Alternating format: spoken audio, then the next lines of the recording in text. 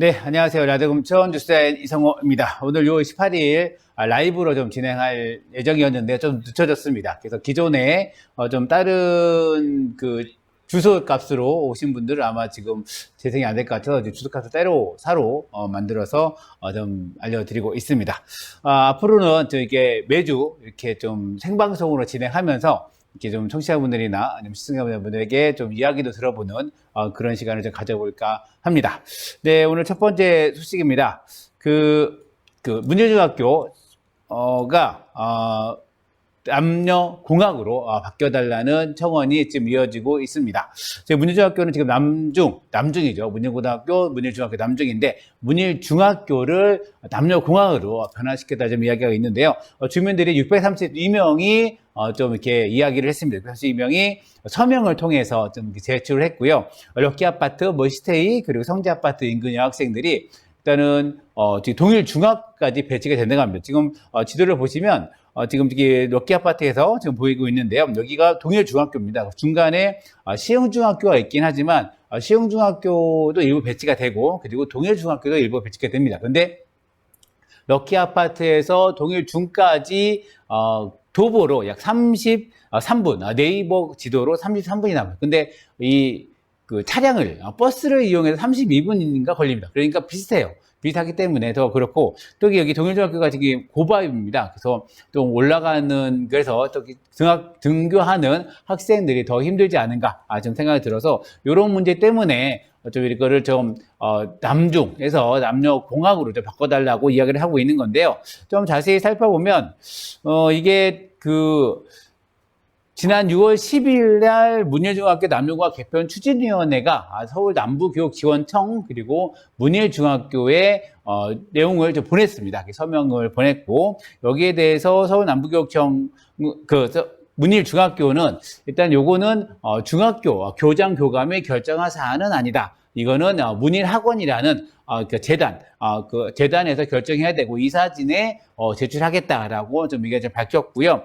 이거는 지금 결정하는 단순히 그냥 이렇게 면에 들었다고 바로 결정할 수 있는 게 아니라 재단 이사회와 지역사회가 머리를 맞대고 계속 고민해야 된다라는 취지의 발언을 좀 했습니다. 일단 좀 따져보면 서울시에 약 390개의 중학교가 있고요. 이 중에서 남중이 47개, 그리고 여중이 43개, 그리고 남녀공학이 300개에서 사실 남녀공학이 좀 압도적으로 많긴 합니다. 하지만 금천구에 있는 문예중처럼 이렇게 한두 개가 있긴 하는데요. 금천구도 9개 중학교가 있는데 여기서 이제 국악예중은 빼고 9개입니다. 국악예중까지 포함하면 10개인데요.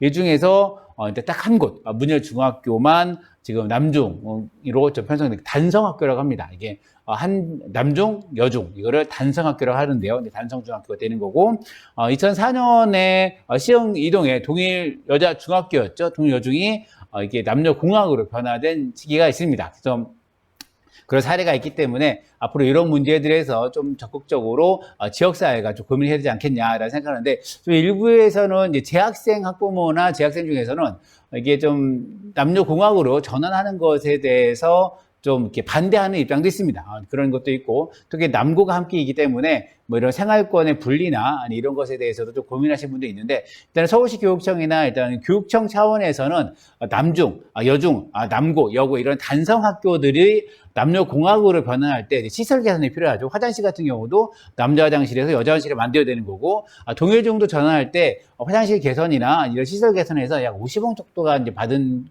걸 좀 알고 있는데, 일단 많은 시설 투자가 들어간 다음에 이게 진행돼야 되는 것도 있습니다. 또 하나, 일단 선생님들도 이제 좀 바뀌어야 되는 게 있습니다. 좀 불편하죠. 왜냐하면 이렇게 남자학교에 대하던 선생님들의 그런 저기와 남녀공학 또 여성이 함께 쓰는 이런 좀 마인드가 좀 다를 수도 있거든요. 그래서 이런 부분들도 차츰 변화시켜야 되는 과정이 아닌가 생각이 들고, 일단 아직 뭐 진행된 건 없지만 이런 논의들 좀 서로 다른 의견들을 좀 모아내는 과정들이 필요하지 않겠는가 생각이 듭니다. 네, 다음 소식입니다. 노인복지관의 경로식당 급식 단가가 3,500원에서 4,000원으로 인상됐습니다. 이거는 작년에 서울시 구청장 협의회에 의해서 서울시에 요청한 사안입니다. 왜냐면은 하루 그 급식 단가가 3,500원 너무 작다는 거죠. 그래서 좀 이렇게 내용이 부실할 수밖에 없어서 이런 것을 대해서 개선하기 위해서 좀 단가를 4,000원 올려달라 좀 요청을 했고, 서울시가 올해 6월 1일부터 적용을 했다고 합니다. 그래서 경로식당 같은 경우는 일단은 기초생활수급자의 어르신들이 와서 무료로 식사를 하시는 곳입니다. 그래서 지금 호암노인종합복지관 그리고 금천 노인종합복지관 내에서 이제 경로식당이 운영되는 거고, 한내도 좀 운영이 되고 있습니다. 여기 같은 경우도 이제 오셔서 식사를 하시는데 이렇게 이제 기초생급자가 아닌 뭐 일반 직원들이나 아니면은 방문했던 분들이 식사를 하실 경우에는 이제 4,000원을 내고 드셔야 된다는 점 알아주시면 될 것 같습니다. 네, 다음 소식입니다. 지금 가산동에 좀 지형이 많이 변하고 있어서 좀 말씀을 드린 건데, 이게 물리적 지형이 아니라 지금 인구 지형이 많이 변하고 있습니다. 가산동이 2017년 이후에 지금 5년이죠. 2022년이니까 5년 후에 약 6,995세대가 늘었습니다. 이것이 물론 아파트 이런 것이 아니라 일반 기숙사, 오피스텔이긴 한데, 일단 2017년만 봐도 2017년부터 지금까지 준공된 것만 봐도 2,735세대가 지금 준공이 됐고요. 근데 가장 큰 거는 이제 가산 센트럴 푸르지오, 이거가 1,454세대, 어마무시하죠. 여기가 좀 일단 준공돼서 사용이 되고 있고요. 이게 2020년 7월 달에 좀 오픈을 했습니다. 그리고 가산 대명 밸리온이 585세대, 를 좀 오픈이 됐고요. 또 2단지, 여기는 사실 3단지 안에서인데요. 좀 2단지에도 이제 금천 행복주택, 그리고 현대 지식산업센터 가산 퍼블릭, 여기도 567세대가 좀 나오죠. 여기는 기숙사입니다. 이게 오피스텔과 기숙사는 좀 달라요. 오피스텔 같은 경우는 우리가 주민등록도 옮길 수가 있고, 그런데 기숙사는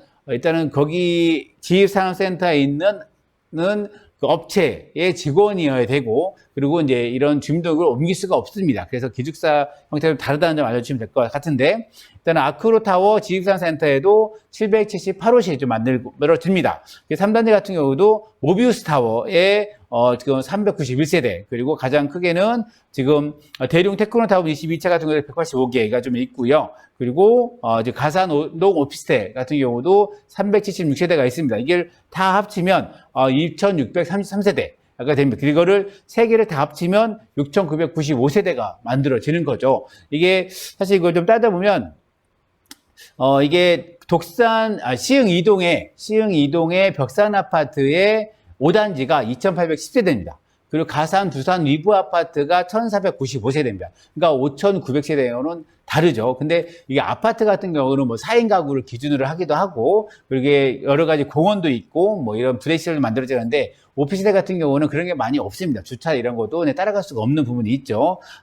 하지만 이렇게 늘어나는 세대에 따라서 금천구의 인구도 많이 변했다라는 부분이고요. 2019년도에 21,027명이었던 주민 수가 2020년에 23,076명. 그래서 9.10%가 늘었습니다. 21년 같은 경우도 2.6%가 좀 늘었긴 했는데, 가산동 인구는 계속 늘어나고 있다. 하지만 우리나라 인구는 점차 줄어들고 있고, 금천구 인구도 줄어들고 있다. 그런데 가산동 인구는 늘어나고 있다. 그런데 어느 세대가 늘어나고 있느냐? 25세에서 44세의 인구가 2,703명이 증가했습니다. 그러니까 청년층이 많이 늘어나고 있고, 이들을 금천구에서 정주시킬 수 있는, 앞으로 계속 살아갈 수 있게 만들어야 될 필요가 있는 거고, 이것은 이제 금천구의 숙제가 되는 것이죠. 그래서 그럴 때 만약에 금천구의 인구 감소폭을 줄일 수가 있는 거고, 금천구의 인구가 유지될 수 있는 현황이 아닌가 생각이 들고요. 이거는 사실 지금 새롭게 지금 집권한 유성훈 청장, 재선에 성공했죠. 청장이 앞으로 4년 동안 풀어가야 할 숙제가 아닌가 생각이 좀 듭니다. 네, 다음 소식입니다. 항공소음 피해 지역이 확대돼야 된다라는 좀 이야기했는데, 항공소음 우리 많이 좀 들어보셨죠? 특히 호합사부터 시작해서 시흥 4동, 독산 4동, 독산 3동, 1동, 가산동으로 지나는 이게 그 항로입니다. 그죠? 우리가 특히 호합사 같은 경우는 우리가 좀 한적하죠. 늘석 같은 한적한데 이야기하다 보면은 한 3, 4분의 1대꼴로 비행기가 지나가서 이런 소음을 아주 좀 금하게 느낄 수가 있긴 한데, 이거 항공소음을 우리가 데시벨, 이건 우리가 일반 소음인데, 항공소음은 좀 계산법을 좀 달리해서 웨클이라고 얘기합니다. 그래서 75웨클 이상의 지역 같은 경우는 이게 기준 항공법에 따라서 보상이 됩니다. 이게 양천구 신월동 같은 경우는 이렇게 보상이 되는데 보상 내역 같은 경우는 뭐 창호 공사비 그리고 이게 창문을 못 여니까 여기 에어컨을 설치해주고 에어컨 이용에 따른 비용이 어느 정도 지원이 된다고 합니다. 하지만 75데시벨, 75위클 이하 70위클과 75위클 요 사이 같은 경우도 소음은 상당한데 기준에 적정되지 않기 때문에 보상을 받지 못하고 있습니다. 이게 금천구도 포함되는 거죠. 그래서 금천구에 가산동, 독산동의 일부 지역이 포함됩니다. 시흥 4동과 시흥 2동 허업사 있는 쪽도 사실 소음이 있긴 한데 이게 70위클을 넘지를 못하는 상황이라고 합니다. 그래서 독산동 같은 경우 좀 심하긴 한데 이런 부분이 해당이 돼서 이 구역을 확대해야 된다. 그러니까 70에서 75위클의 소음이 발생하는 곳도 지원을 해야 된다라는 청원을 지금 서명을 좀 받고 있는데요. 이것이 어떤 거냐면 지금 여기가 독산 4동에서 진행했던 서명 운동입니다. 그래서 이렇게 좀 청원 운동이 이렇게 진행이 되고 있고 찾아가는 항공소음 상담 그리고 이게 청원까지 좀 진행을 하고 있는 상황이고요. 그리고 좀 여기에서 그 어르신들이 적은 내용들이 좀 있습니다. 좀 한번 자세히 살펴보면 소음 때문에 생활이 불편함. 그리고 TV 소리가 들리지 않아 크게 틀어야 한다. 에어컨 설치해 주세요. 라고 좀 얘기가 좀 있었고요. 그리고 또 이번에는 비행기 소음이 너무 심하다. TV 흔들림이 심해서 불편하다. TV가 일단은 공중파를 볼 경우, 우리가 케이블이 아닌 공중파를 볼 경우 전파 때문에 난청지형일 수밖에 없죠. 그래서 비행기 소음이 지나가면 전파도 흔들리고 TV도 흔들릴 수밖에 없는 그런 거고, 여름에는 문을 열어놓고 살 수가 없다. 너무 시끄러워서 이런 부분을 좀 고통을 좀 호소했고요. 그리고 소리가 너무 심해서 여름철에는 문을 닫아야 된다. 그래 불편하고, 이래서 전기세 감면을 요한다. 라고 좀 얘기를 했는데요. 좀 자세히 우리 영상을 한번 제가 좀 찍어봤습니다. 그래서 이게 피해자 어르신이죠. 한번 들어보세요. 공원에 가서 이렇게 앉아서 보면은 하루 공원에 구구로 지나가잖아요. 조금씩 지나가고. 저 지금 먹고 가기도 하더라고요. 전에는 이렇게 지나만 갔거든요. 근데 지금은 저기서 오기도 하더라고요. 그래요? 쩍쩍 보면 비행기가 저기서 오더라고요. 네. 제가 한번 좀 들어보고 왔는데요. 일단 이렇게 좀 어르신들이 많이 좀 힘들어하고 있습니다. 그래서 이제 자녀분들이 양천구 신월동이나 이런 사시는 분들이 있답니다. 그래서 보니까 왜 우리는 받는데 왜 금천구 어머니 아버지는 왜 이렇게 하는 지원을 못 받느냐, 이거 설명이 하나 이렇게 해가지고 멀리서 찾아오시기도 하시고 이렇게 전화해가지고 와서 설명도 하시는 게 있는데, 이런 문제에 대해서 사실 금천구가 좀 더 적극적으로 나서서 이런 좀 안내하고 국회의원이나 아니면 이런 시의원을 통해서 항공관리공단이거든요. 거기에 공단과 이런 협의를 통해서, 그리고 법률 개정을 위해서 좀 적극적인 좀 활동이 필요하지 않는가 좀 생각이 듭니다. 네, 다음으로 금천구 의회 소식인데요.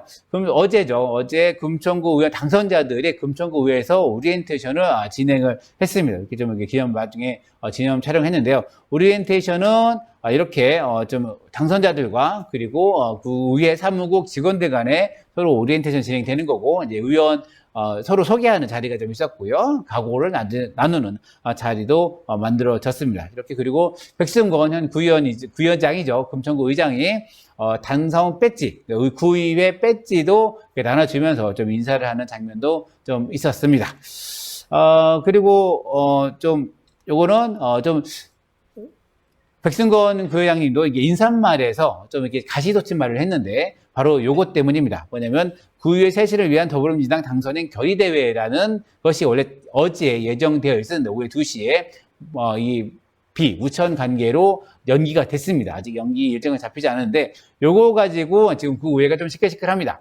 백승권 부회장 같은 경우도 일단은 축사를 해야 되는데 어떤 축하의 말인과 당부의 말을 해야 될지 모르겠다라고 밝혔습니다. 왜냐하면 우리가 쇄신의 대상이 돼버렸다, 어느 순간에. 그래서 이게 구의회 쇄신을 위한이라고 이런 명칭에 둔 걸 가지고 지금 백승권 의장이나 어떤 기존의 8대 의원들이 좀 우리가 그럼 쇄신 대상이라는 거냐라고 해서 좀 발끈하는 일이 있었습니다. 하지만 이게 좀 이게 쇄신이냐 아니면 결이냐, 어디에 좀 무게중심을 둬야 되는가라는 부분이긴 한데요. 일단은 지난 그 지방선거에서 그 공천 과정에서 좀 여러 가지 파열음이 좀 있었고, 이런 것이 지금까지 아무지 못하고 점점 이렇게 불화가 만들어지고 있는 과정이 아닌가 생각이 듭니다. 하여튼 그래서 일단은 7월 1일부터 지금 개원을 하고 7월 6일 날에는 구의장을 뽑는 그런 임시회를 개최할 예정이고, 그리고 7월 10일 이후에 아마도 이제 첫 임시회를 개최할 것으로 알고 있습니다. 그래서 7월 1일 같은 경우는 제가 알기로는 그 시무식 같은 걸 하지 않을까 생각이 좀 들긴 하는데요. 일단은 쇄신이든 아니면은 변화든 기존에 잘한 것을 잘 이어받고, 그리고 새로운 흐름과 새로운 시도들이 만들어지는 금천구회가 되길 바라는 마음으로 요거를 좀 했습니다. 그래서 우리가 쇄신으로를 어떻게 받아들일 건지, 구의원들이 그렇게 받아들였지만은 우리 주민들은 어떻게 이걸 받아들여야 되는지 한번 고민하면 좋겠다 생각이 좀 들었습니다. 네, 우리 오늘 준비한 뉴스라인은 여기까지입니다. 뉴스라인은 라디오 금천과 마을신문 금천이 함께 만들고 있고요. 저는 진행의 이승호, 기술에는 김우경, 신성준 PD가 함께했습니다. 감사합니다.